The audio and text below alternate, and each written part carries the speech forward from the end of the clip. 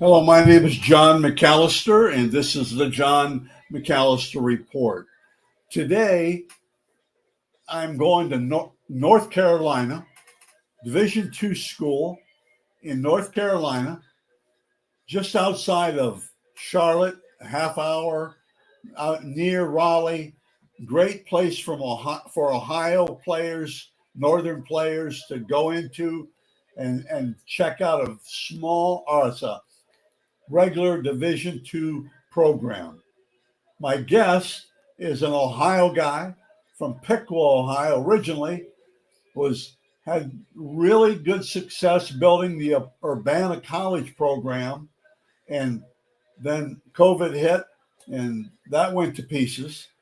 And he's been an assistant coach at different places, and he has his second head football job at Catawba College. Now, I want to say Catawba Island, but that's not it. It's in North Carolina. Tyler did a heck of a job talking about Catawba College. And I'm excited for you to listen to him. We covered a lot of areas, and he's a good young under 40 head coach. And you also get some of his philosophies. So if you'd sit back and enjoy my podcast with Tyler Haines, the new head football coach at Catawba College, North Carolina. Thank you.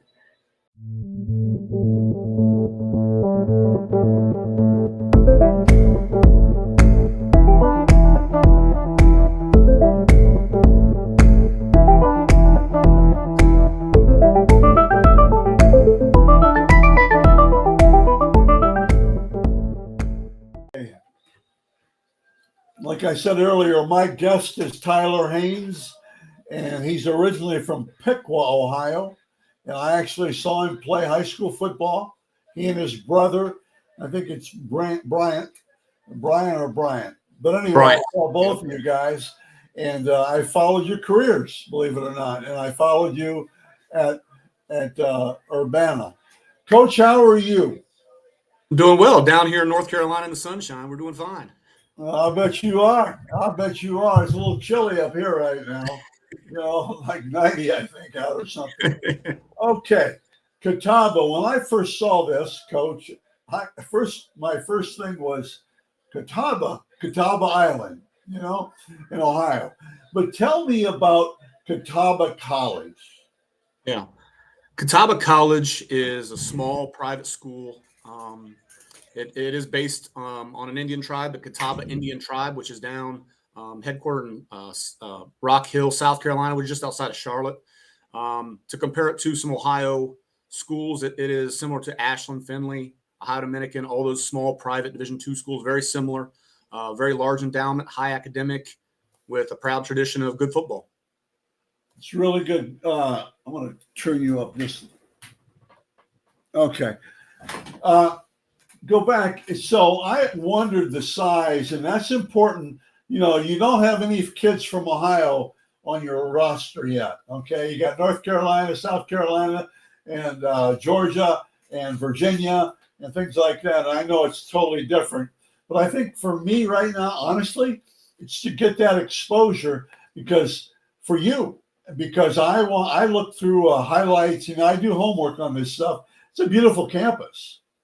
Yeah, it's beautiful. It's a great location. We're about 20 minutes north of Charlotte. So I was going to ask you that next. I thought it was in a half hour, 30. I thought it was looking at the map. I thought it was that.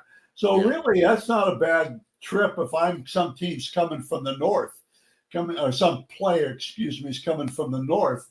That's not that bad of a trip, really. Yeah, no, not at all. I mean, for the same reason why I was interested in this job, one of which is to get to North Carolina. I mean, I love shoveling the snow 20 times a year, but I also don't miss it too much. So yeah, and you're starting to develop a little bit of North Carolina draw there too. You know that a little bit, which you should. Tell me. Down here, I still talk. Everybody thinks I talk funny down here, so now I'm stuck in between somewhere. Okay. Well, tell me then, real quickly, recruiting wise, Is there a difference as far as the high school coaches in North Carolina and South Carolina and in the North? The coaches, not so much. The players, yes. Down here, um, baseball and basketball are very big as well. And obviously, you have pockets in Ohio where baseball is big or Right. basketball is big or something. But down here, a lot of these athletes do all three sports and year-round baseball, a lot of year-round basketball, and then you throw football in there. So not so much the coaches. I mean, coaches are still coaches down here and football coaches, but it is a little bit different with the actual athletes themselves. So you adjust to that by trying to really work it in with other sports then.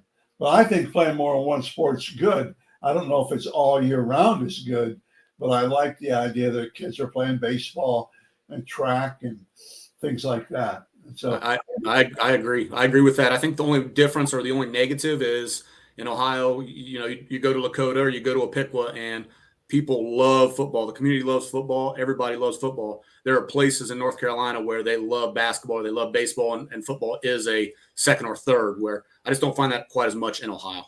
okay. Tell me, let's go back then. Let's make it clear for everybody that your school, Catawba College, is similar to Ashland and Very similar. Okay. Okay. Same kind of football? Same kind of football.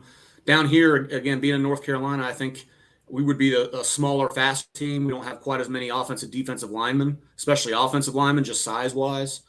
Going back to what I said about the multi-sport athletes, we have a ton of, you have outfielders, infielders, so you have receivers, you have running backs, you have just so much speed down here, just like you would see at the highest levels. And there's really a shortage of offensive linemen. But in terms of, similar football, I mean, we'd run into each other in the playoffs fast, us, Ashland, Finley, all those teams. Well, tell me, I know where you were at Shepherd, okay, university, and you got some great experience there. You started out where at Defiance, and then you and I think let's go to Urbana because that was I think where I got to know you a little bit, and you were on the go. I don't mean trying to look for other jobs, but you were always doing something to make Urbana better, and I thought that was so good. You had some good coaches, because I know some of those guys that are moved on, but the Urbana thing was kind of a shock to you, wasn't it? Yeah, Urbana was kind of what Catawba was last year, which was we inherited a program that was 1-10, not great academics, kind of in the middle of nowhere, transitioning from NAI to Division II. But it was home for me, to be 30 minutes from Piqua is actually where my dad went to college.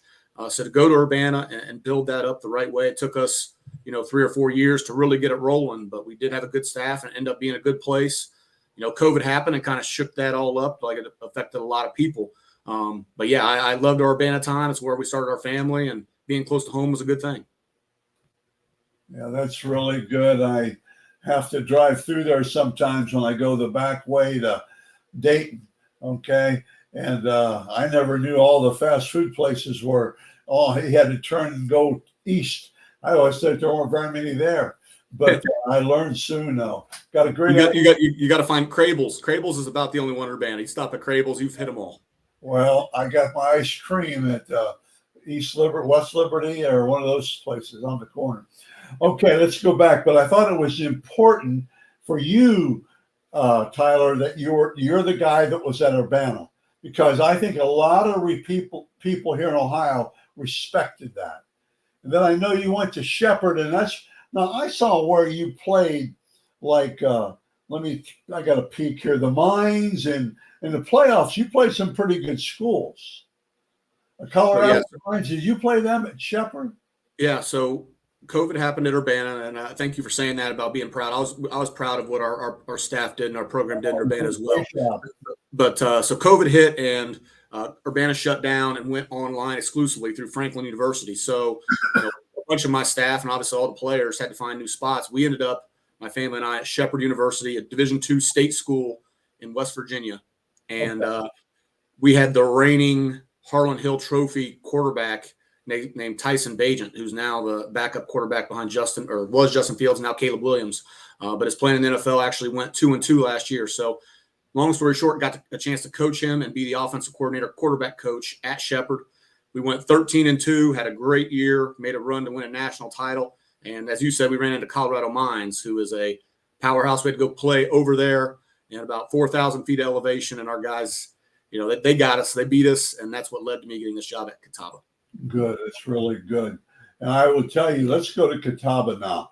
I will tell you, I also did some research, and, it's not really a gold mine right now. You're going to make it that way, but 4-28, the 3 years prior to you getting there, I think, or 4 years. 4-28, 4 victories and 28 losses. So you have your hands full.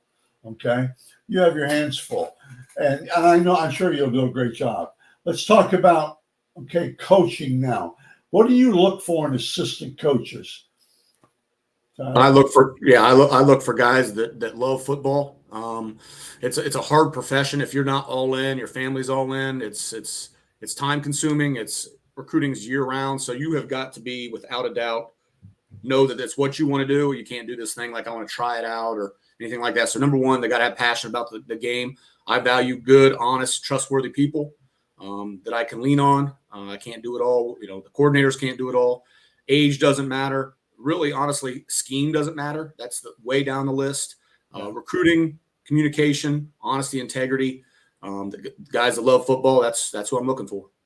I really believe in all the years I've done recruiting, and I'm pretty opinionated in some ways, but I think building relationships, especially in 2024, is huge. But I think one of the mistake that young college coaches make is they don't listen to the recruits and they don't listen to their players. Now they look at them, but they don't listen because they're more worried about how many stars that guy has and how many this. Even at your level, I think some of that.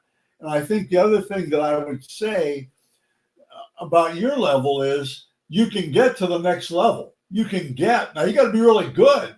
But you can play on Sundays. Guys come through your school, pro scouts every year, I think. I'm sure they do. Uh-oh. It's Tyson Bagent, undrafted free agent quarterback, started 4 games for the Bears, Division II quarterback. So they come through your school. And it's so hard to convince people. Let's do something. There you go.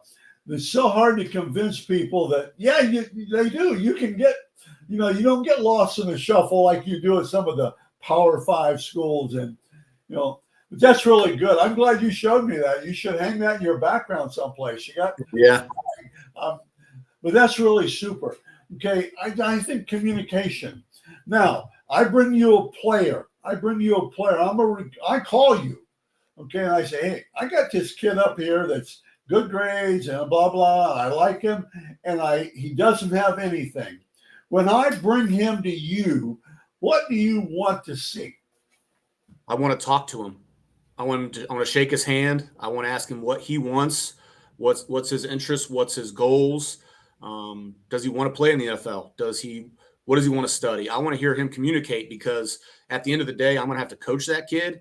And he's going to have to respond to what I say. And to your point, respond. And I'm going to have to listen. He's going to have to listen. It's not about 40. It's not about what anybody else said. I take all that to get him in front of me and vice versa. But then I want to start that relationship immediately and just talk to him, have a relationship. Can he talk? How does he speak? Is he looking in my eyes? So yeah. So I want to talk to the young man and see if it's a good relationship. Again, I think he's got to feel good about when he talks to me and what I'm saying. I think I just have to feel good about what he says. Usually, in my experience, if there's uncomfortableness or just uncertainty, it usually doesn't work out. Yeah, that's good. It's funny you say that. I hear this all the time. People will say, McAllister, what do you think of that kid? I go, no, not coaches. People, fans. And I'll say, well, I don't know. I haven't talked to him yet. And they just look like I fell off the boat last night, and swimming. I said, I haven't talked to him yet. Well, what do you mean? I said, well, I'm not going to say anything about the kid to a college coach until I talk to him, for heaven's sake. I think people don't realize how much time you spend with these kids. I mean, you as doing what you're doing, and then coaches. I mean, we are with these guys almost all year and 20 hours a week. And if it's not a good relationship, it's not going to work. So yeah, you've got to be able to talk. You've got to be able to listen, and It's going to be terrible for you and for the kid. Absolutely, we're going to spend a lot of time together. You're human as well, and that's really good. Okay, let's see. I think I've got some things I want. Let's talk about what's Salisbury like? What's the town like? Yep. Salisbury is a town of about 50,000. It has Salisbury High right downtown. It has several county schools on the outside, so it does have a urban element to it and a rural element to it. It has another college in the town, an HBCU, Livingstone College. So it's a town with two colleges. They're also Division II. But an interesting thing about Salisbury is there's a lot of what I call old money here, meaning it has the national headquarters for Food Lion, big grocery store chain. Right. And then Cheerwine, if you've ever been down here, Cheerwine is kind of like a Cherry Coke. His national headquarters is in Salisbury as well. So a lot of families started those two things up and have stayed throughout the generations. And again, if I'm interested in your school, I think one of the big things for the Northerners is that closeness to Charlotte. Because if just human nature, but if you say Charlotte, and they don't know where it is. Oh yeah, I know North. They don't really, but you're that close, and that's huge, I think. Yeah, I mean, to fly into Charlotte. I mean, we fly our recruits into Charlotte. We'll fly them into Raleigh sometimes. But those are the two major cities, is Raleigh and Charlotte. Sounds really good. I should have put that up somehow.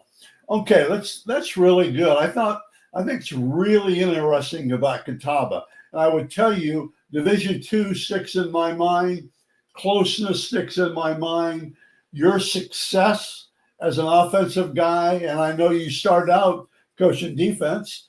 Now, I know all about you, Coach, and all those things. And great family man. I watched your three girls grow up on Facebook. And the nice thing is you're usually there with them, smiling and stuff. Okay, let's talk about your thoughts. Tell me, what do you think makes an excellent football player, college football player? Excellent college football player, similar to your question you asked earlier, an excellent football coach. You've got to love the game. Again, you're going to be doing this for 20 hours a week, at least in season. You're going to be lifting, you're going to be running, obviously your academics and all this stuff. So the first question that I usually ask recruits, do you love football? And if there's a pause or there's uncertainty, it's telling me what I want to hear, what I don't want to hear, and thus we go a different direction. But if you love football, that's the first check. Okay. And I'm going to ask you a lot about your family as a recruit, like what did mom, dad do? What does aunt, uncle do? Grandma, grandpa?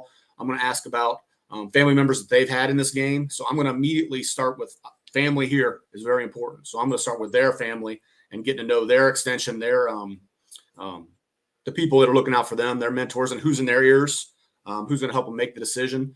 So again, just starting that relationship. Obviously, you got to be able to run, you got to be able to hit, you got to be physical. You do have to have those intangibles, especially at a scholarship school. That kind of narrows the pool a little bit, but not drastically, but narrows the pool a little bit. Ask that question: do you love football? If you say yes, then we're going to take a hard look at you. That sounds really good. I one comment there. I can tell too. Sometimes when the kids right away go, "Oh yeah, I love football." No, it's the guys that go, "Of course I love football." And there's the guys that get all excited. I don't know, but the guys, the other thing is spending time. I'm going to cut that out. There's a story I'll tell you later. Okay, you mentioned scholarships. Tell me about how does it work at Catawba scholarships? It works very similar to every Division II school I've been at. So at in Division II, you're allowed 36 equivalencies. Okay. That's 36 scholarships, and then we stack football money on top of academic money. So there is a value not only to have good kids and smart kids in your program, but also financially for the kid and for the program to use that academic money to make your money go further. So recruiting here, again, just going back to who we want, but we do have 36 scholarships on top of the academic merit scholarships based on your GPA. Right. That's really good. That's an important question to me. Okay. What's the greatest challenge, Tyler, to the athletes today? What's the biggest challenge athletes are facing today? In the last year or two, without a doubt, it's been NIL and the chase to get it. So now at a Division II school, you have a freshman All-American. He's getting called, emailed, again, who's in his ears talking that he's going to go chase that. Again, it could be 20, 50, 100,000 and more. But there is the constant recruiting of your current roster, your good players, because if they're not happy, then they try to go elsewhere. That's different than it's ever been. Even if they're happy, they see that bone out there. They do. And sometimes you can't blame them, but I know the stories, and I happen to be like some college football coaches. But Ohio University lost their quarterback, and you know that because of the relationship. But I can see both sides of that. And okay, I agree. I mean, I think it goes all the way. It doesn't matter if you're a Power 5 quarterback. There's always more. There's always another program that has more money. And then conversely, you get to that highest level. And again, I haven't been there. I'm just speaking from what I see. But now all of a sudden, it does become playing time. You do have to put something on film. So you could be getting paid a lot of money and the backup quarterback, but then your senior year, maybe you transfer because that's not the most important thing. So there's this constant shuffling up and down. Recruit your own team first. Yes, sir. Every day. Okay. Let's see. How important is an athlete's public image? Very important. Division II, Division I, Division III, how important is that? It's very important because the first thing we do, obviously, the first thing we do is we get on social media with you and we see what you're doing. But let's fast forward a little bit and say that you commit and you sign and we post it everywhere and it's all over social media. The first thing that our donors, our boosters, our president, our athletic director, our alumni, our community is going to do is start clicking and see who's playing for Catawba on Saturday nights. And then automatically they're going to see what your current brand is. And if that's not in line with our brand, that's an issue. Oh, be careful on social media. It's 10 times worse than I remember talking to Coach Trussell once years ago. And when he was still at Ohio State, and he said, he said, with social media back then is a girl may come up and put her arm around this guy at a party, take a picture, can't do anything about it. I know it's a lot different now. And get on X now, and people, don't put anything negative on there. Don't use bad words. Even if you cuss all the time, don't do it there. I mean, it's so important because I think guys look at that social media all the time. I agree. I go back the other way too of the kids are looking at us, the recruits are looking at us, and you'll see, kind of emulate what you want to do. The coaches aren't doing that. So why are you going to do it? That's the first thing we do is we do our research and want to know who we're getting, what we're getting, and what is the brand? What is the brand you're putting out there to the world? Coach, I really appreciate your time. We've bounced this around trying to do this for a long time, but I got it done. And I'm so appreciative of you taking the time. And I know a lot about Catawba. I almost said I am Catawba College, and it's so neat. Okay. Thanks a lot. Thank you very much. No, thank you very much for the time. And it was great seeing you. Great talking to you. Take care up there in Ohio. Okay. Thanks.